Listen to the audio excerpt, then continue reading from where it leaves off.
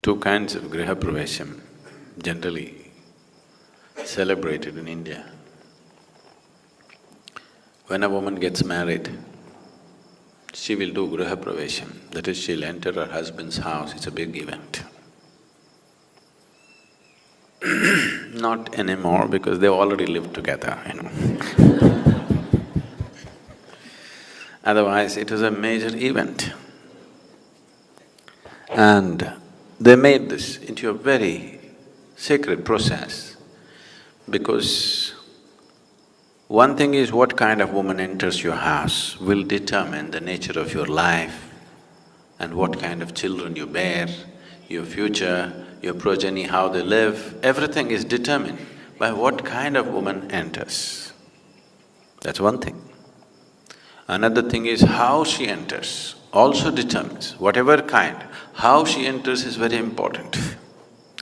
So they wanted her to enter this house with utmost honor, with utmost auspiciousness, because it's very important that she enters this house with love.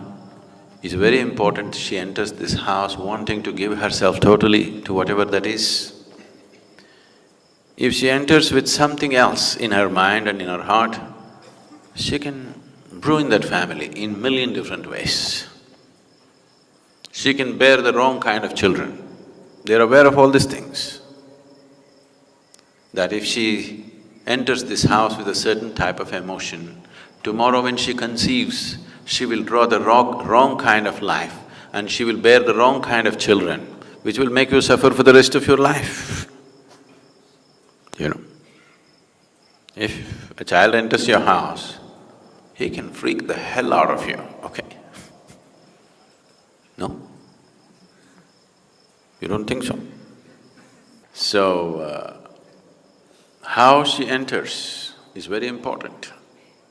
So there's a whole lot of ritual around this, how she enters the house.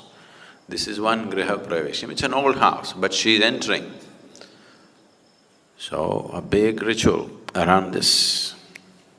The ritual got smaller and smaller and smaller, and now she enters the house before she's married, so it doesn't mean anything anymore, how she enters, because you need to understand this. Today, marriage means you thinking just of a little bit of romance between the two people. That's not how they looked at it. They looked at it as a partnership which is going to determine everything about them and their children, and how the future of this family happens depends on what kind of woman and how she enters this house. So they took elaborate care so that she enters the house properly. The other kind of griha pravesham is you built a new house and your family wants to move in. So, you want the house to be in the right kind of condition for you to move in.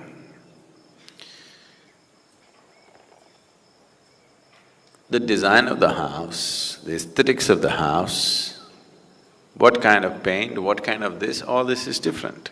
That is also important. But what kind of energy fills this space is very, very important. So before you live there, nobody ever sleeps in a house which is uninitiated. So it is a minor form of consecrating the space. Before moving into the house the space must be consecrated, otherwise people won't go and live there. All these things that were done were essentially to create a certain enhanced sense of life energy so that the people who live in this house will naturally move towards well-being. And this sense of no human being should live in an unconsecrated space is something which is deep-rooted in this culture, because it is just like if you plant something into this earth, only if the roots are sticking into a rich earth will the flower and the fruit come out. If the earth into which these roots are sticking in is not rich enough, is not enhanced enough to sustain life, flower and fruit will not come. Even if it comes, it will be too meager. It will never be a full-blown flowering, it will never be a full-blown fruiting of the plant. So always these aspects, we gave enormous importance to these aspects of life. It's not just about what you eat, it's not just about what kind of work you do, what kind of space you live in. This is very important in the East. So, people always consecrated their homes in whichever way they know best, and only then moved in. If the kings were sensible and benevolent, they consecrated the whole town. They created any number of places in the town so that the whole town is consecrated. He wants everybody to live in consecrated spaces. If you walk on the street, if you do business, if you live in that town, everyone must constantly live in consecrated space, because if you want to produce generations of enhanced human beings, you need this kind of space. Otherwise, only by accident or by personal dint, somebody may become something. You won't produce a generation of beautiful people. This culture produced a galaxy of knowledge, a galaxy of enlightened beings. Every generation produced this simply because they took care of any number of aspects like this. Nowhere else on this planet have single generations of people risen to such glorious heights of knowing as this culture has known. But all that got fractured in the last few hundred years. In the last 800 to 900 years, this got badly fractured because of invasions and displacement of people and so many things. You can produce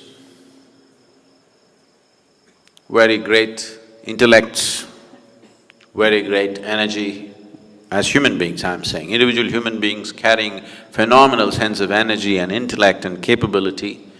If you create large spaces of consecrated space, large consecrated spaces where the whole generation of people are in touch with that kind of energy and space.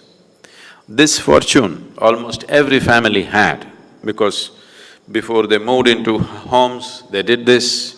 Periodically they did something to enhance the house. This is part of almost every house. Every household at least once a year conducted the needed rituals and processes to see that the space in the house is enhanced.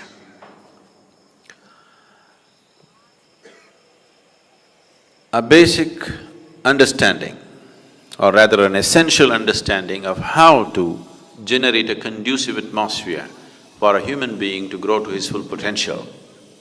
When we say a full potential, today's world is thinking of full potential only as how much money can he make. Their idea of success has become so rudimentary. Modern idea of success is unfortunately extremely rudimentary and gross. How far can you climb in the social ladder? How much money have you made? This is all the idea of success. So, the idea of success was not like this, it was very broad-based and very profound.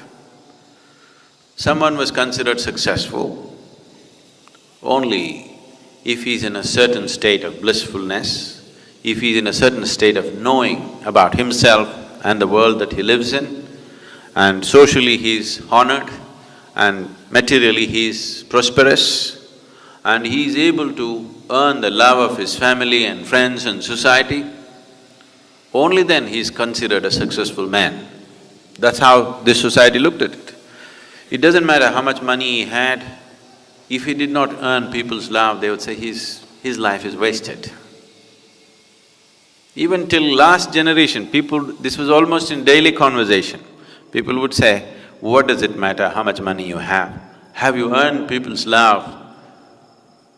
Does your family love you? Does who live around you love you? Are you honored by other people's love or not? This is the most important thing. It is not like a philosophy, it was a common thing in the society, which in a matter of 30 to 40 years, we have managed to uproot it quite substantially, you know. So Griha Pravesham was just this, that you want to create the right kind of soil for this plant to grow and flower and fruit. If it's properly done,